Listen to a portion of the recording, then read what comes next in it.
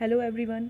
इस वीडियो में मैं आपसे अभी दिल्ली जुडिशल सर्विस एग्ज़ामिनेशन 2022 जो मार्च में होने वाला है उसके लिए कुछ इंस्ट्रक्शंस इशू किए हैं दिल्ली हाई कोर्ट ने।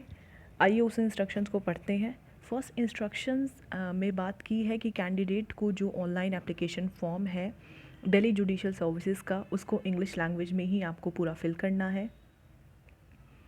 सेकंड पॉइंट में ये बात कर रहे हैं कि आपको एग्ज़ामिनेशन सेंटर पर अपना ओरिजिनल और वैलिड फ़ोटो आईडी लेकर जाना है। ओरिजिनल आपके पास आईडी होनी चाहिए वहाँ पर एंट्री के लिए, चाहे वो वोटर आईडी हो, चाहे पासपोर्ट हो, चाहे आपका आईडी कार्ड हो, आधार कार्ड हो। और इस लिस्ट में से आप अपना कोई भी एक वैलिड आईडी लेकर जा सकते हैं और वैलिड फ़ोटो दोनों होनी चाहिए आपके पास। नेक्स्ट पॉइंट जो इम्पॉर्टेंट है, fourth point is about those persons जो किसी भी गवर्नमेंट सर्विस में काम कर रहे हैं। वो जब वाइवा के लिए, अगर उनका मीन्स में सिलेक्शन होता है और वो वाइवा के लिए जाते हैं तो उसको वाइवा से पहले अपना एक नो ऑब्जेक्शन सर्टिफिकेट अपने एम्प्लॉयर से लेकर के एक सबमिट कराना पड़ेगा। फिफ्थ जो पॉइंट है उस पॉइंट में ये लोग कह रहे हैं कि जो लोग मेंस एग्ज़ामिनेशन में सक्सेसफुल होंगे उन लोगों को वाइवा से पहले अपना ये जो लिस्ट है डॉक्यूमेंट्स की, इनकी एक self attested copies Delhi high court में जमा करनी पड़ेगी within 5 days of declaration of the result. Mains result आने के 5 दिन के अंदर। तो अभी पीटी से पहले तो ये पॉइंट इतना इम्पॉर्टेंट आपके लिए नहीं है। अब 6 पॉइंट पे ये कह रहे हैं कि आप अपना पेन या पेंसिल जो भी आपको यूज़ करना है एग्जामिनेशन हॉल में आप अपना लेकर जाएंगे, और इसके अलावा कोई भी आर्टिकल, चाहे नोट्स हो या लूज शीट्स हो, इवन मोबाइल फ़ोन भी वो लोग अलाउ नहीं करते हैं, कोई डिजिटल वॉच, ये सब चीज़ें अलाउ नहीं करते हैं, तो आप इसका ध्यान रखिएगा।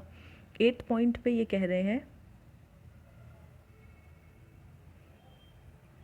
अ candidate who claims to belong to SC and ST, जो भी PWD कैटेगरी के जो कैंडिडेट्स हैं, अगर वो सक्सेसफुल होते हैं मेंस एग्जामिनेशन में तो उनको अपना ओरिजिनल कास्ट और डिसेबिलिटी सर्टिफिकेट जमा करना पड़ेगा। तो फ़िलहाल इसकी कोई ज़रूरत नहीं है पीटी से पहले।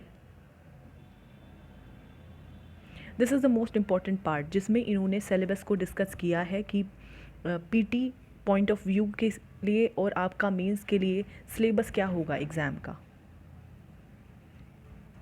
पीटी एग्ज़ाम में आपका ऑब्जेक्टिव टाइप क्वेश्चन होगा जिसमें 25% नेगेटिव मार्किंग होगी। पीटी एग्ज़ाम 200 मार्क्स का होगा। So this is mention here कि मैक्सिमम 200 मार्क्स का होगा एग्ज़ाम। और आपका क्वेश्चंस जिस सब्जेक्ट से पूछे जाएंगे वो इन्होंने मेंशन किया है। In the preliminary examination questions on general legal knowledge, this is important, legal knowledge जो आपकी जनरल लीगल नॉलेज है वहाँ से क्वेश्चंस पूछे जाएंगे। And aptitude of the candidates power of expression, flair in English, knowledge of objective type legal problems and their solutions. तो जो current affairs है और आपका स्टैटिक लीगल जीके भी इम्पॉर्टेंट हो गई और आपकी करंट लीगल जीके भी इम्पॉर्टेंट हो गई, और आपकी जो नॉलेज है इंग्लिश की वो भी इम्पॉर्टेंट होगी। इवन लीगल प्रॉब्लम फॉर्म में भी आपसे क्वेश्चंस पूछे जाएंगे। लॉ सब्जेक्ट की अगर बात करें तो constitution of India, CPC, CRPC, IPC, Indian contract act, limited liability partnership act, arbitration and conciliation act, Indian evidence act, specific relief act, limitation act, POCSO, protection of children from sexual offences act and commercial courts act, ये सब PT के syllabus में आएगा आपके। इसमें से जो नया इंट्रोड्यूस हुआ है वो है लिमिटेड लाइबिलिटी पार्टनरशिप एक्ट 2008 जो पहले नहीं था, एंड पोक्सो भी इसमें पहले नहीं था, कमर्शियल कोर्ट्स एक्ट, ये तीनों अभी इंक्लूडेड हुए हैं और आपको इन तीनों को अब पीटी पॉइंट ऑफ व्यू से भी पढ़ना पड़ेगा क्योंकि यहाँ से भी क्वेश्चन बनेंगे।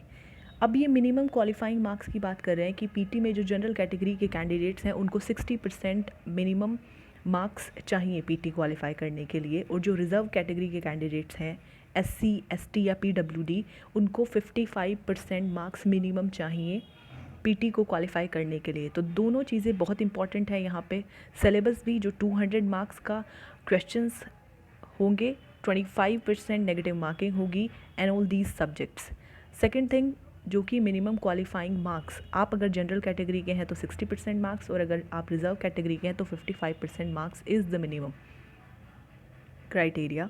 फिर मेंस के सिलेबस की इन्होंने बात की है, तो मेंस का सिलेबस फ़िलहाल तो आपके लिए इतना इम्पॉर्टेंट नहीं है, लेकिन इसमें 4 पेपर्स होंगे आपके। General, legal knowledge and language, यहाँ पे भी लीगल नॉलेज से ही सवाल पूछे जाएंगे, और लैंग्वेज का आपका क्वेश्चन पेपर दोनों एक साथ होगा 250 मार्क्स का। फिर सिविल लॉ 1 का एक पेपर होता है, सिविल लॉ 2 का पेपर होता है, एंड क्रिमिनल लॉ का पेपर होता है। इसका पूरा एक्सप्लेनेशन इन्होंने सब्जेक्ट का आगे दिया हुआ है कि किस पेपर में कौन से सब्जेक्ट्स पूछे जाएंगे, but this is important only for the mains, जो कि आपके बाद में काम आएगा। एंड देन वाइवा के बारे में ये बात कर रहे हैं कि वाइवा 150 मार्क्स का होगा, और वाइवा के क्वालिफाई करने के लिए जनरल कैटेगरी के कैंडिडेट्स को मेंस एग्जामिनेशन में हर एक पेपर में 40% मिनिमम मार्क्स लाने पड़ेंगे। 4 पेपर जो मेंस के होंगे उन चारों में 40% मिनिमम मार्क्स जनरल कैटेगरी के कैंडिडेट्स को लेकर आने पड़ेंगे, एंड 50% मार्क्स एग्रीगेट में होने चाहिए। और जो रिज़र्व कैटेगरी के कैंडिडेट्स हैं उनके लिए 35% मिनिमम मार्क्स हैं ईच पेपर के लिए, और 45% मार्क्स हैं एग्रीगेट के लिए। मेंस में क्वालिफाई जब आप इतने मार्क्स के साथ करेंगे तभी आप इंटरव्यू के लिए क्वालिफाई होंगे।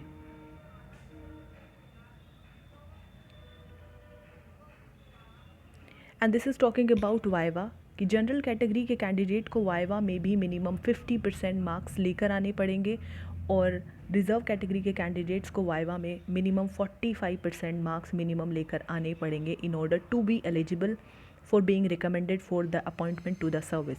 तभी आप वाइवा भी क्वालिफाई करेंगे, और तभी आप इस सर्विस के अपॉइंटमेंट के लिए क्वालिफाई कर पाएंगे। अब जो आपका मेंस एग्जामिनेशन है और जो आपका वाइवा है, इन दोनों के मार्क्स को ऐड करने के बाद आपकी रैंक डिसाइड होगी। So this was the whole notification, and इसमें से सबसे ज़्यादा इम्पॉर्टेंट आपके लिए पीटी पॉइंट ऑफ व्यू से ये सिलेबस बहुत ज़्यादा इम्पॉर्टेंट है, and second the minimum qualifying criteria.